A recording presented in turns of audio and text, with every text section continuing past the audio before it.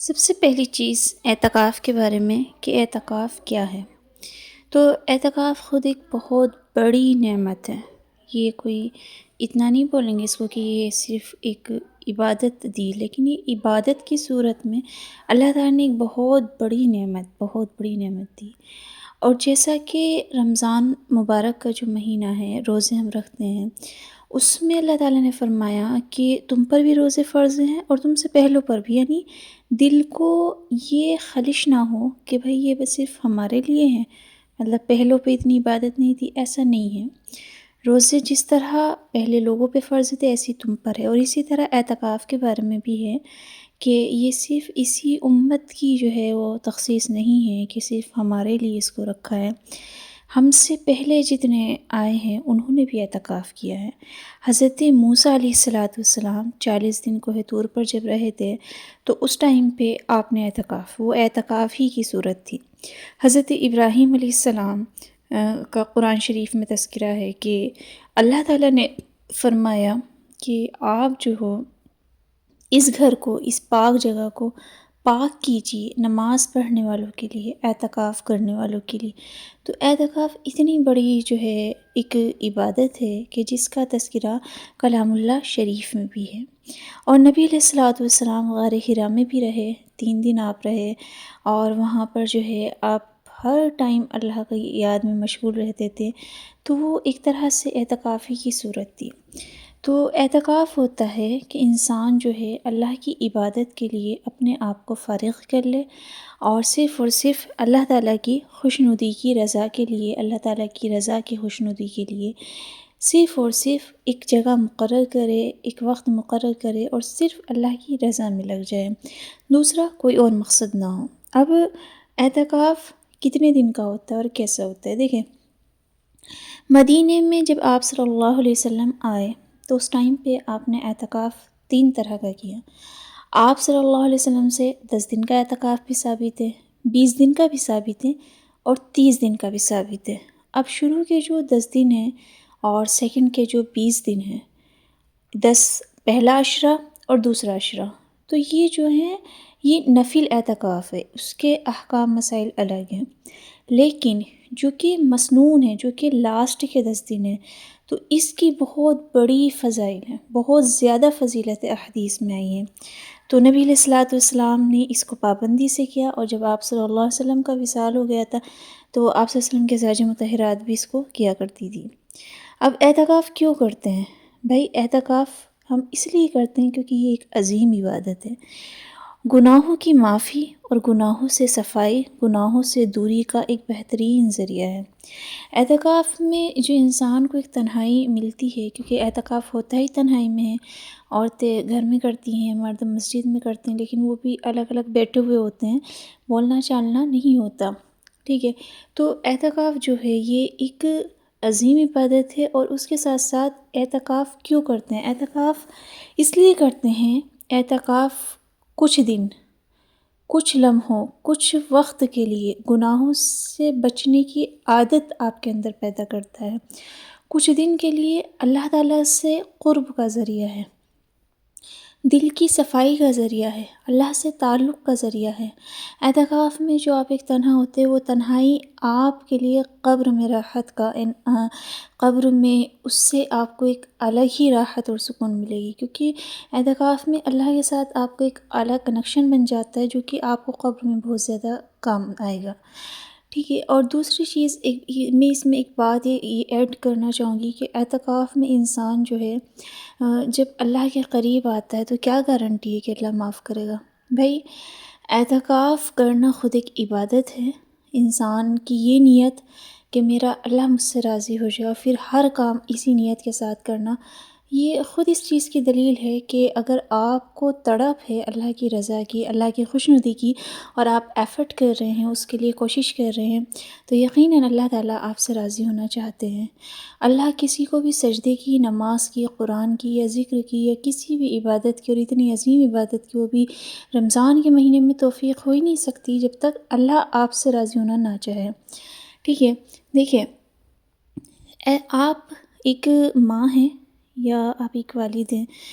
اب ایک ماں سے آپ مثال لیں، بچے سے ماں ناراض ہے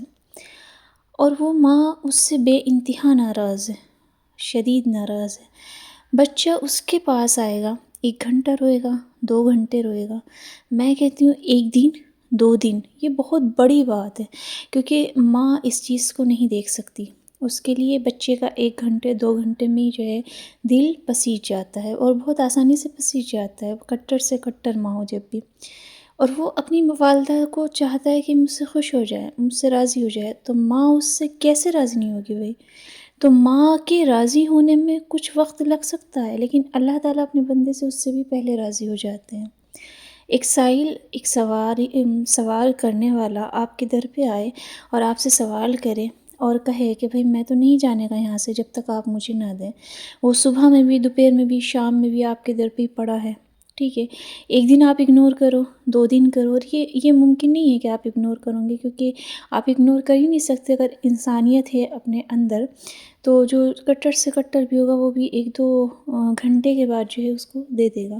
تو یہ کیسے ممکن ہے کہ ایک بندہ اللہ کے در پہ جو ہے بیٹھ جائے اور سوال کرے، اللہ تو مجھ سے راضی ہو جا، میری پریشانی دور کر دے، اللہ میں یہ آپ کے لیے کر رہا ہوں، مجھے اپنا قرب دے، اپنی رضا دے۔ یہ ممکن ہی نہیں کہ اللہ تعالیٰ آپ کو اپنا قرب نہ دے۔ اعتکاف والوں کے لیے کیا فضیلت ہے؟ اعتکاف والوں کے لیے بہت زیادہ فضائل احادیث میں آئے ہیں۔ یہ آتا ہے کہ جو انسان رمضان المبارک کے آخری عشرے کا، یہ جو 10 دن کا اعتکاف ہوتا ہے، عشرہ بولتے ہیں 10 دن کو، جو لاسٹ کے 10 دن ہیں اس کا اعتکاف کرتا ہے،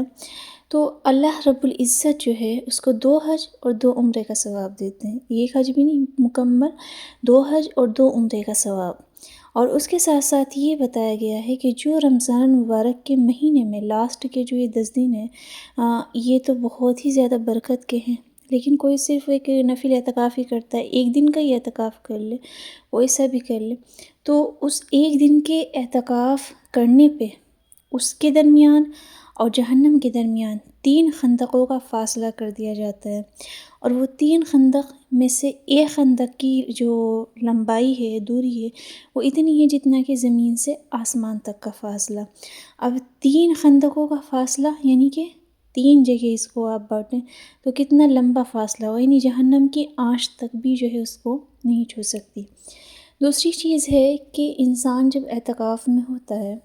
تو اس ٹائم پہ جو ہے وہ اللہ کے قریب ہوتا ہے، اس کا دل اللہ سے اٹکا ہوا ہوتا ہے، اور حدیث شریف میں آتا ہے کہ جس انسان کا دل مسجد میں اٹکا ہوا ہو تو اسے عرش کا سایہ نصیب ہوگا۔ اب عرش کے بارے میں آتا ہے کہ اس ٹائم پہ جو اولین و آخرین ہیں، یعنی دنیا بھر کے حضرت آدم علیہ السلام سے لے کر اب آخر تک کی جو نبی اکرم صلی اللہ علیہ وسلم کی امت ہے، لاسٹ تک کے سب لوگ، جنات اینڈ تمام انسان سب وہاں کھڑے ہوں گے، اور اس ہجوم میں ایک تو آپ دیکھیے، آپ دھوپ میں کچھ انسان ایک ہی گاؤں دھوپ میں جمع ہو جائے تو ایک تو دھوپ کی اتنی تپش ہوتی ہے، اور پھر وہ جو سب وہاں پہ ہوں گے تو ان سب کی جب ایک جگہ انسان کھڑے ہوتے ہیں ان کی گرماہٹ ایک الگ ہوتی ہے، تو اس کو بھی انسان جو ہے برداشت نہیں کر سکتا۔ لیکن وہاں دھوپ کی تپش نہیں ہوگی، سورج جو ہے وہ انسان کے سوا نیزے پہ ہوگا، یعنی سر سے تھوڑی دوری پر ہوگا، اور اس حالت میں ایک تو اس کی سختی، اور دوسرا جو سارے انسان ہیں ایک جگہ ہیں اس کی سختی، یعنی یہ آتا ہے کہ انسان پسینوں میں ڈوب رہے ہوں گے، کوئی اپنے گھٹنوں تک ہوگا، کوئی کمر تک ہوگا، کوئی گلے تک ہوگا، اور کوئی چہرہ ہی اس کا وہ پورا پسینے کے اندر ہی تیر رہا ہوگا، اللہ حفاظت فرمائے۔ تو یہ اس ٹائم کا جو ہے منظر ہے اتنا سخت، جس ٹائم پہ کہ انبیاء بھی تھرا رہے ہوں گے، کانپ رہے ہوں گے کہ آج کیا ہوگا۔ اس وقت میں اللہ تعالیٰ کچھ لوگوں کو عرش کا سایہ عطا فرمائیں گے، ان میں سے ایک وہ انسان ہے جس کا دل مسجد میں اٹکا ہوا رہے۔ تو جو معتکف ہے، اعتکاف کرنے والا ہے، اگر وہ مرد ہے تو وہ مسجد میں کرتا ہے تو یقیناً اس کا تو دل مسجد میں ہی اٹکا ہوا ہے، جب وہ مسجد کے اندر ہے تو مسجد میں ہی اس کا دل ہے۔ دوسری چیز، عورت ہے تو وہ جس جگہ کو مقرر کر لیتی ہے وہ جگہ بھی مسجد، یعنی سجدے کی جگہ بن جاتی ہے، اس کے لیے وہ جگہ مسجد کے مقام بن جاتی ہے، کیونکہ عورتوں کا تو گھر میں ہی اعتکاف ہے، مسجد میں نہیں ہے۔ تو اس کے بارے میں بھی یہی ہے کہ اللہ تعالیٰ اعتکاف کرنے والوں کو عرش کا سایہ عطا فرمائیں گے۔ تو یہ کچھ مختصر فضائل ہیں، اور انشاءاللہ دوسری ویڈیو میں اور اچھے سے بتائے جائیں گے۔ تو کوشش کریں